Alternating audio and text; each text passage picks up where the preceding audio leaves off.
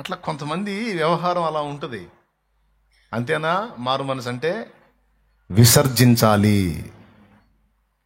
బూతులు తిట్టే నోరా, బజారుకి కూసే నోరా పాత జీవితంలో అది. ఇప్పుడు చచ్చిపోతున్నావు నువ్వు. క్రీస్తు యేసునందు నూతన సృష్టి. ఆ నోరు మార్పు కనపడాలి. ఒకప్పుడు శాపనార్థాలు పలికి శాపాలు పెట్టి దూషించే ఆ నోరు ఇక దీవెన వచనం పలకాలి, శుభవచనం పలకాలి, ఆశీర్వచనం పలకాలి, దీవెన వచనం పలకాలి, ప్రేమ వాక్కు పలకాలి.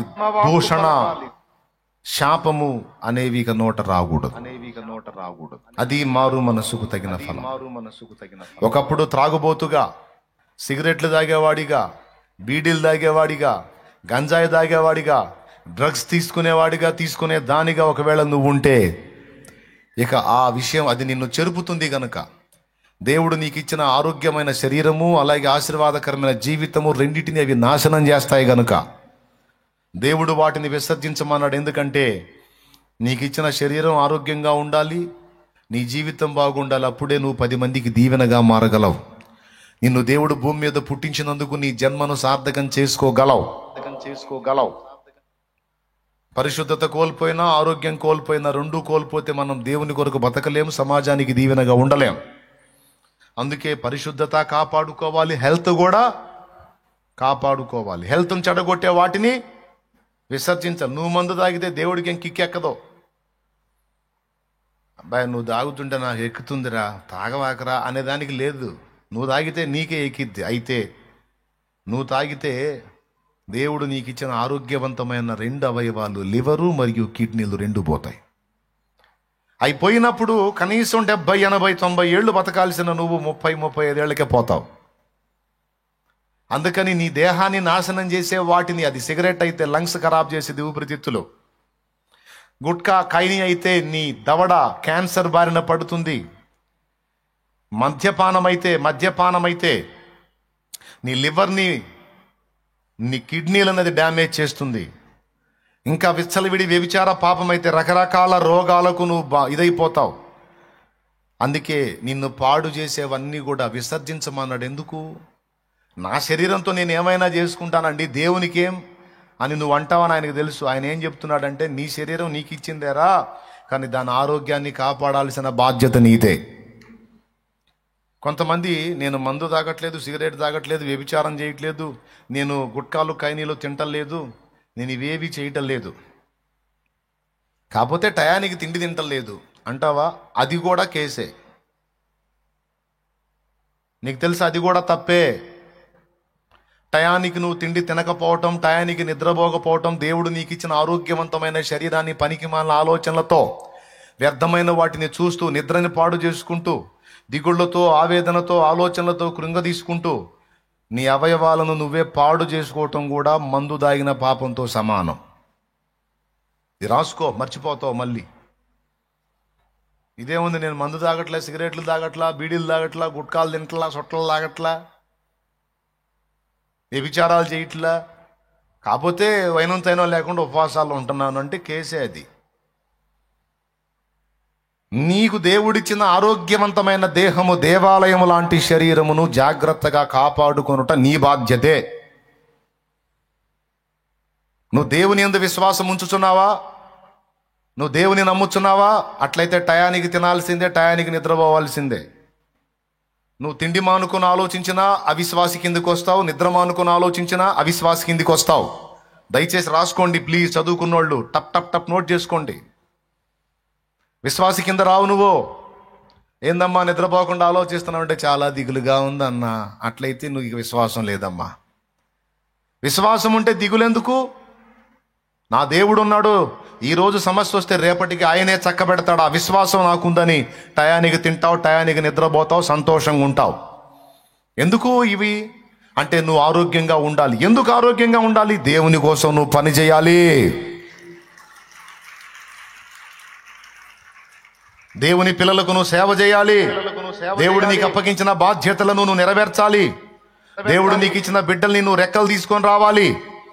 దేవుడు నీకు ఇచ్చిన బాధ్యతలు నువ్వు సరిగా నెరవేర్చాలంటే దేవుడు చెప్పిన ప్రకారం విశ్వాసం గలదానివై, విశ్వాసం గలవాడివై, టయానికి తినాలి, టయానికి నిద్రపోవాలి. పాపం తాగుబోతోళ్ళని, తిరిగిపోతోళ్ళని చూసి వాళ్ళు వ్యసనాలు వాళ్ళు పోతారు, వాళ్ళు ఉండరు అంటే నువ్వు నిర్లక్ష్యం చేస్తే నువ్వు కూడా పోతావు. నేను నిర్లక్ష్యం చేస్తే నేను కూడా పోతా. ఇక్కడ అందరికీ ఒకే శరీరం. వాడేమో తాగి పాడు చేసుకుంటున్నాడు, నువ్వేం తినక పాడు చేసుకుంటున్నావు. మరి టయానికి తిండి తినకపోతే గ్యాస్ ప్రాబ్లం వస్తుంది, టయానికి తిండి తినకపోతే రక్తహీనత వచ్చింది, రకరకాలుగా శరీరంలో అవయవాల్లో మార్పులు వస్తాయి. కొంతమంది కరెక్ట్గా వాటర్ తాగరు, తొందరగా కిడ్నీలు ఖరాబ్ అవుతాయి. చక్కగా దేవుడు నియమించిన ప్రకారం రోజులో కనీసం తగినన్ని నీళ్లు తాగాలి, టైంకి ఆహారం తీసుకోవాలి, టైంకి నిద్రపోవాలి. ఇప్పుడు సెల్ ఫోన్ దయ్యం వచ్చి ఒకటి పడింది. ఇక పండుకుంటే చాలు. ఇక అంతకుముందు టీవీ, ఇప్పుడు ఏం లేదు. ఇక ఎక్కడ పండుకున్నా సరే, కుర్చీలో కూర్చున్నా అదే, పండుకున్నా సరే అదే. ఇక ఏం లేదు, పెట్టుకొని చూడటమే. పండుకోవటం, స్క్రీన్ పెద్ద చేసుకోవటం, చూడటం. కనీసం పడకకు వెళ్లే ముందు 2 గంటల ముందు స్క్రీన్ చూడటం ఆపేయమంటాడు. 2 గంటల నుంచి 5 గంటల ముందే ఆపేయమంటాడు, లేకపోతే నిద్ర రాదు అని. ఆయన ఆగుతున్నారా? చూస్తున్నారు. సుఖమైన నిద్రపోరు, టయానికి క్రమంగా తిండి తినరు. కొంతమంది ఏమో ఏంది ఈరోజు ఏం తినలేదు ఉపవాసనలే అంటారు. మొన్ననేగా ఉన్నావు అంటే కాదులే, కొంచెం శోధన కనపడే ఉపవాసనలే. గ్యాస్ రానంత వరకే. అదిగో సెల్ ఫోన్ ఒక డ్రగ్ లాగా చూపిస్తున్నాడు చూడు, అదొక డ్రగ్ అంట. డ్రగ్ తీసుకునేవాడినన్నా మానిపించవచ్చు, కానీ దీనికి అలవాటు పడ్డవాడిని మానిపించలేమని చెప్తున్నారు శాస్త్రవేత్తలు. మాదక ద్రవ్యాల కంటే కూడా ఎక్కువ బానిసైపోతున్నాడు ఈరోజు మనిషి సెల్ ఫోన్కి అని చెప్తున్నారు. ఫోన్ని ఫోన్ లాగా వాడటం చూడాలి, మర్చిపోకూడదు. కాబట్టి దేవుడు నీకు ఇచ్చిన ఆరోగ్యవంతమైన శరీరాన్ని ఏ రూపేణా నువ్వు పాడు చేసుకున్నా అది నీ దేహాన్ని పాడు చేసేది కనుక అది నీకు వ్యసనంతో సమానం. ఇంతకన్నా క్లియర్గా ఎవరు చెప్పలేరని నా నమ్మకం. ఇంత క్లియర్గా చెప్పినా అర్థం చేసుకోకపోతే మీ కర్మం, నాకు సంబంధం లేదు. దేవునికి స్తోత్రం కలుగును గాక. హల్లెలూయా. కాదన్నా, సమస్యలు ఉన్నప్పుడు, అప్పులు ఉన్నప్పుడు, మరి బాధలు ఉన్నప్పుడు, ఉద్యోగం పోయే పరిస్థితులు వచ్చినప్పుడు మరి ఆలోచించకపోతే ఎట్టా? ఆలోచించాలిగా. ఆలోచించి అనకూడదు. నేను ఇంకేం చేస్తాను? నీ చేతులు దాటిపోయిన దాని గురించి ఆలోచించి ఏం చేస్తావమ్మా? ఏం చేస్తావు నాయనా? ఒక్కటి చెయ్యి, మోకరించి ప్రార్థన చెయ్యి. అయ్యా మోకరించి ప్రార్థన చేయయ్యా, దేవునికి అప్పచెప్పు. రెయ్యి మొదటి జాములు లేచి మొర్రపెట్టు, 12 దాకా నిద్రపో, అప్పుడులే. ఇక నీకు ఓపిక ఉన్నంత వరకు చేయి ప్రార్థన. లేకపోతే తెల్లవారుజాము 3 దాకా పండుగ, అక్కడి నుంచి లెగు, నిశ్శబ్ద వేళ మొర్రపెట్టు. లోకమంతా హాయిగా నిద్రపోతున్న వేళ నువ్వు మోకాళ్ళ మీద ఉండి మూలుగు, అంగలార్చు, ప్రార్థన చేయి, దేవునికి అప్పచెప్పు. నువ్వు నిజంగా విశ్వాసం గలవాడివైతే, విశ్వాసం గలదానివైతే, నా దేవుడు సమస్తము సాధ్యపరచగల దేవుడు. ఒక ఉద్యోగం పోయే పరిస్థితి ఉంటే 7 మార్గాల్లో నాకు ఉద్యోగం వచ్చేటట్టు చేయటానికి నా దేవుడు సమర్థుడనే నమ్మకం నీకుంటే దిగులు తీసే, హాయిగా తిను, నిద్రపో. నా పిల్లల గురించి ఆలోచించకపోతే ఎట్లన్నా? నీ పిల్లల విషయంలో కూడా దేవుడే జోక్యం చేసుకుంటాడు. నాకు తోడై ఉన్న దేవుడు నా బిడ్డలకు కూడా తోడై ఉంటాడు. వాళ్ళకు కూడా నేను ప్రభువుని పరిచయం చేశాను, వాళ్ళ సంగతి నా దేవుడే చూసుకుంటాడు అని దేవుడికి అప్పచెప్పు. తెల్లవారుజాము 3 లెగు, పెందలాడి పండుకో, 9-10 కల్లా పండుకో, 11, 12, 1, 2, 3, 9 కల్లా పండుకుంటే 6 గంటలు. అయ్యొక 3, 6 గంటలు నిద్ర సూపరు, మంచిదండి. 6, కనీసం 8 గంటలు నిద్రపోవాలి, కనీసం 6 గంటలు ఓకే అంటాడు. పెందలాడి పండుకో. ఇప్పుడు 9 పండుకునే పరిస్థితి ఉందా? 1 గంట, 1:30, అది కూడా వాచ్కి వెళ్ళి చూసి టైం చాలా అయినట్టుందిగా. టైం కాకపోతే ఇంకా చూస్తానే ఉంటారు. నేను చెప్పేది అబద్ధాలా, వాస్తవాలేనా? ఎంతమంది ఒప్పుకుంటారు? చేతులు ఎత్తండి. దేవుడు మిమ్మల్ని దీవించుగాక, నిజాలు ఒప్పుకున్నారు కాబట్టి. సమస్య బాగా తీవ్రంగా ఉందా? లే, తెల్లవారుజాము 3ంటికి లే. ఆ జామున మొర్రపెట్టి చూడు ఆన్సర్ సంగతి. ఇంకా తీవ్రంగా ఉందా? అట్లయితే 12 గంటలకు లే. పెందలాడు పండుకో, 2-3 గంటలు పండుకో, నిద్రపో, లే, కాస్త మొహం కడుకో, మోకాళ్ళు 12ంటికి వేసి మోకాళ్ళు. అందరూ నిద్రకు ఉపక్రమించే టైం, ఇక నువ్వు మేలుకునే టైం. లే, నీకు తృప్తి కలిగినంత వరకు 1 గంట చేస్తావో 2 గంటలు చేస్తావో చెయ్యి, తృప్తిగా చెయ్యి. కాసిన నీళ్లు తాగు, ప్రార్థన చెయ్యి, ప్రశాంతంగా వండుకో, దేవునికి అప్పజెప్పు. ఆ జామున లేచి దేవునికి అప్పజెప్పు, మొర్రపెట్టు, నీ ఓపిక. ఇక హాయిగా నిద్రపో. నీకెట్లా నిద్ర వస్తుంది అంటారు ఎవరో, ఇంటోళ్ళో బయటోళ్ళో. నిద్ర రాకేం చేసిద్ది? అప్పజెప్పాల్సిన వాడికి అప్పజెప్పే ఆయనే చూసుకుంటాడు. నేను నిద్ర మానుకొని, తిండి మానుకొని, దిగుళ్ళు వేసుకొని సమస్యతో ఉన్న వ్యక్తికి నేను ఒక సమస్యగా మారేదా? సమస్యతో ఉన్న వాళ్లకు మళ్ళీ మనం ఒక సమస్య. 4 లక్షల అప్పులైనవి అని ఒకడు మందు తిన్నాడంట. 4 లక్షల అప్పులైనవి మందు తిన్నాడంట చచ్చిపోదామని. ఫ్రెండ్స్ తీసుకెళ్ళి ఆసుపత్రిలో చేర్చారు. బతికిచ్చి బయటకు తెచ్చేసరికి 7 లక్షలు అయింది. హాస్పిటల్ బిల్లు మళ్ళీ వాడికే ఇచ్చారు. ఏందిరా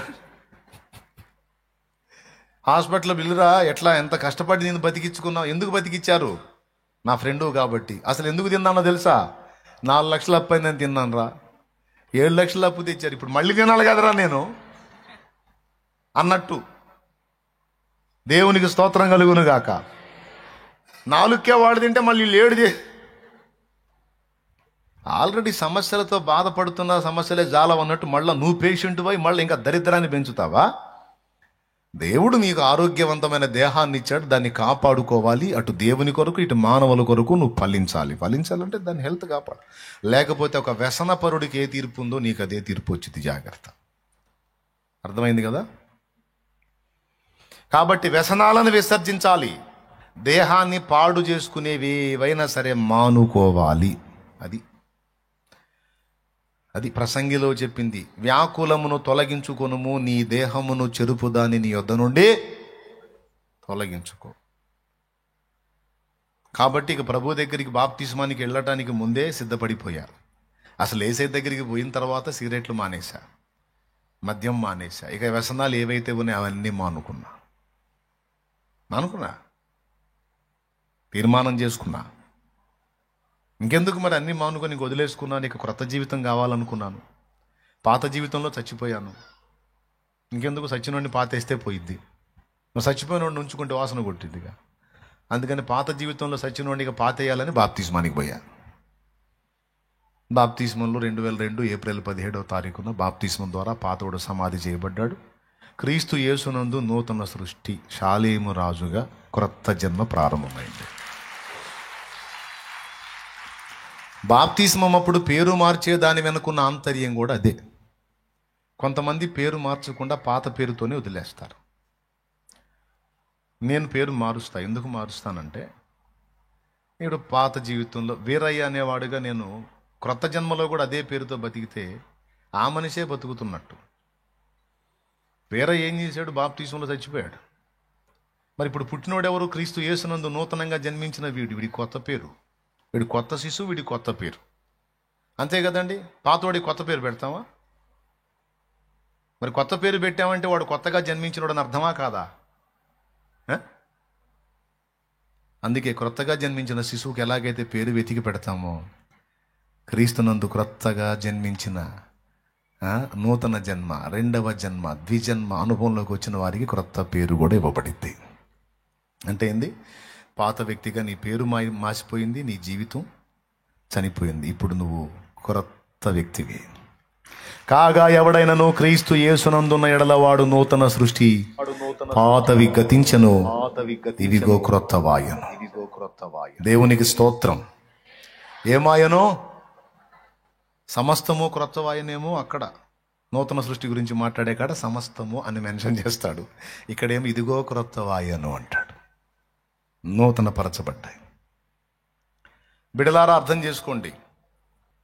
అక్రమ మార్గములను విడిచిపెట్టుట, నీ దేహమును చెడిపేవే నీలో జరగవు, సమాజాన్ని చెరిపేవి కూడా నీలో జరుగుతాయి. నిన్ను చూసి ఇతరులు చెడిపోయేటువంటి పనులు కొన్ని నీ వల్ల జరుగుతాయి, వాటిని కూడా మానేయాలి.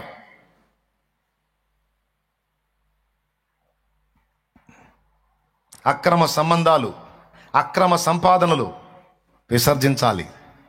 అక్రమ మార్గాల్లో మనుషుల్ని మభ్యపెట్టే విధానాలు మార్చుకోవాలి, మానుకోవాలి.